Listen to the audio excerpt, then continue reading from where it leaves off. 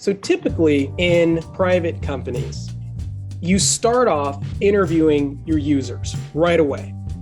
With human-centered design in government context, I actually recommend that you focus on internal users first, then your external users. What does that mean? Every organization has that person who knows more about the problem than anyone else. They're a subject matter expert. They've been here for, 20 something years.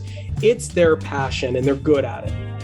Find out who that person is and put them squarely at the center and call them your problem champion. It might be a person in the program. It might be somebody in senior leadership, but this is the person who knows the most about the problem and wants to see it solved. And then you start talking to the people in the subsequent rings of influence. You talk to the other SMEs, talk to stakeholders. You also grab a couple of key users from the outside. Normally, like I said, in private industry, you talk to the key outside user first. But in this case, you talk to the problem champion first and a couple key users. The reason why is you talk to a couple key users just to make sure that your organization's understanding of the problem isn't way different than your external users. But the reason why you want your problem champion to be your focus is you want to be able to write the problem statement.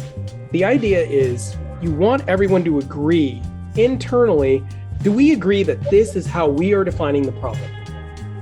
And you'd be surprised how many times I would send my teams out and we'd spend the first 4 to 6 weeks just getting people to align on the problem.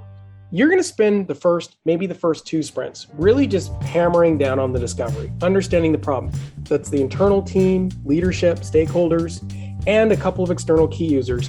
And then from that learning, you're going to output a key problem statement. That's going to actually help inform your other things because it's going to give you a tighter, agreed upon definition. Then beyond that, when everybody internally is on the same page, then you shift and you do what's more traditional human-centered design, which is you interview your external users, or the people who are going to be using the tools that you're building. And those are the people who you test and prototype with. One caveat is that, remember, staff are users too.